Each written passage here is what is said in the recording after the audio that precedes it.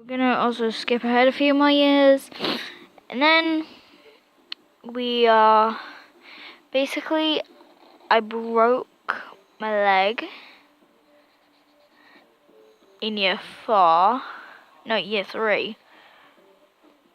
Well, it said it was just like a bruised bone, but like I overestimated and said like, oh my gosh, I broke my leg.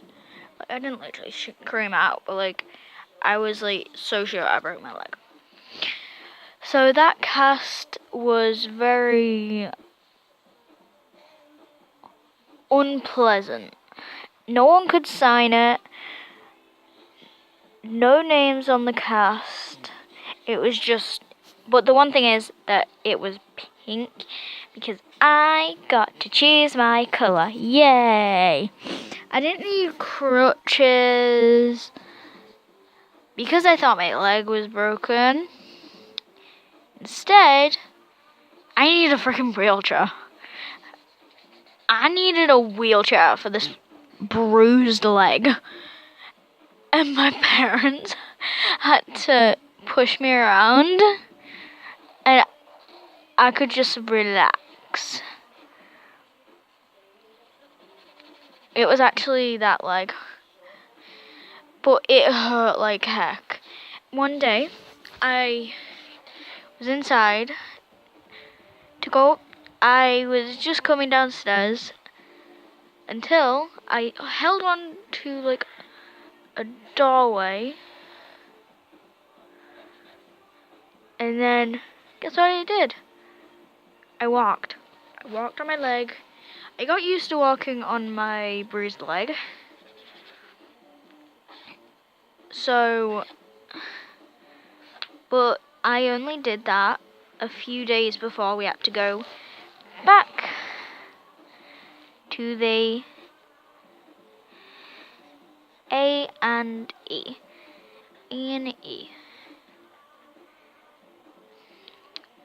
to get the cast removed. And then yeah, we had to take the wheelchair then because like we don't want him to basically know that I could walk on my bruised leg. Basically we were hiding that I could walk on my bruised leg. So yay! I got to lie down, or basically sit down and just be lazy. And also I had to sit in my wheelchair instead of sitting in, instead of sitting in a normal chair. So, advantage, and I got pushed around. So, yay. Yay. Yay. And basically, I then got it removed, and we had to visit the hospital a few years later for my mum. Or a few months later, actually. This was only a year ago. Last year. Remember 2017? I don't remember that year. That year never happened, apparently. It was 2008 when I was born. 2009. 2010.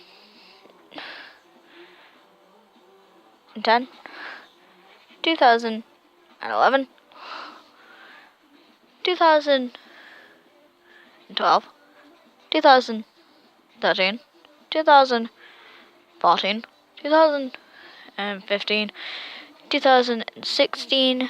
2018.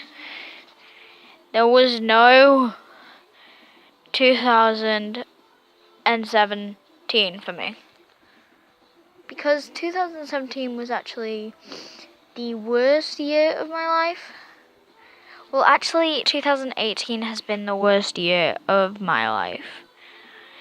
And I'll get to that later. So my mum had to rush into hospital because when she was out, she tripped over and her hair, her head had been cracked open well, not cracked open, but she had hit her head on the sidewalk, so she was bleeding. So when she got home, my dad shoved a towel on it, told her basically press it against her head, and we had to rush to the hospital. We had to call a taxi, obviously, and we had to just rush. So then they put 3 stitches in, right? They put 3. I had to go outside like 4 times. 4 times because I felt like my head was a feather. It felt so wibbly. It also felt, well, basically it felt like jelly. It felt like jelly. It was so like, I'll try to do it with the camera. Felt like the whole room was spinning in circles. My parents even said my head had went completely white.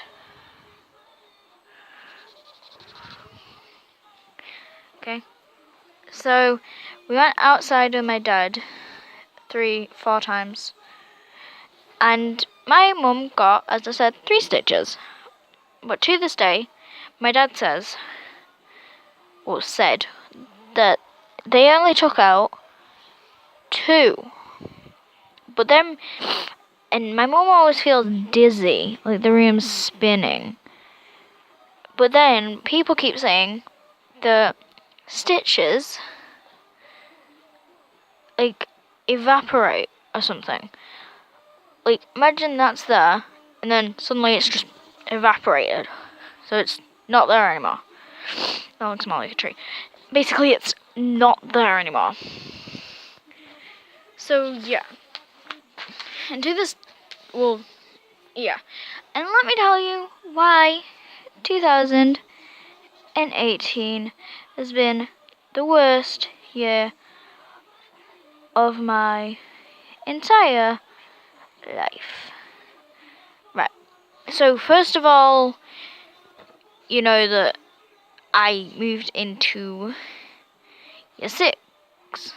Okay? So I had to leave my year 5 teacher down in the dust. She was so sweet. She was like a lollipop. She was so sweet. She was so nice. I don't know why I said it like a lollipop, but yeah. But I 6 teacher was a he. Was a man. Is a man. And basically, it's our first male teacher. First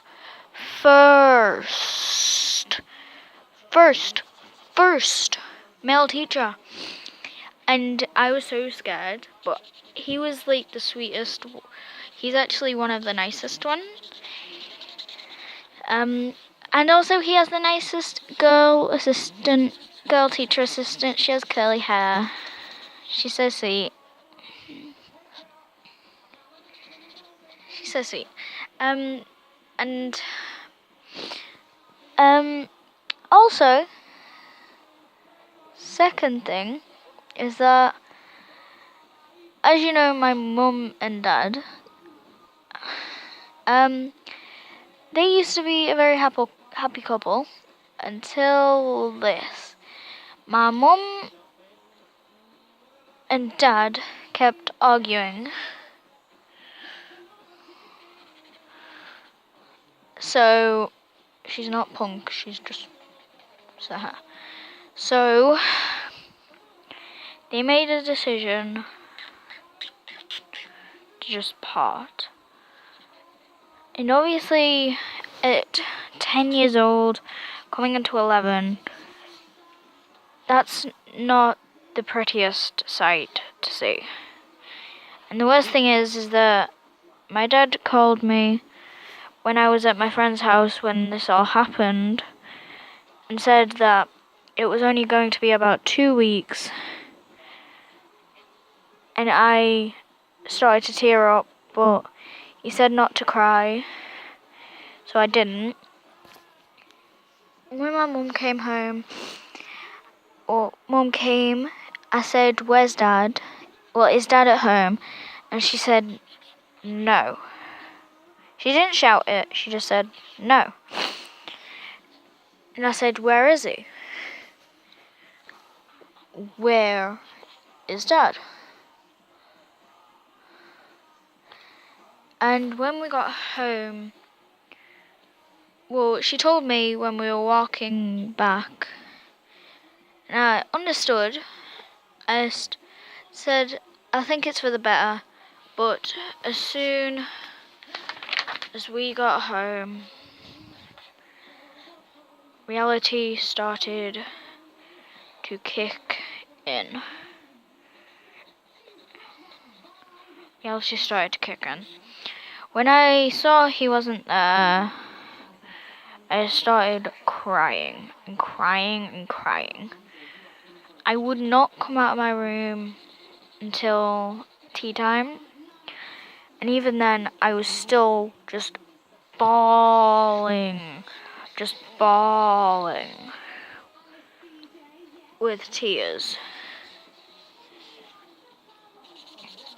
And I just missed him. And he called me. Well, I kept texting him, like, "I want you to come back."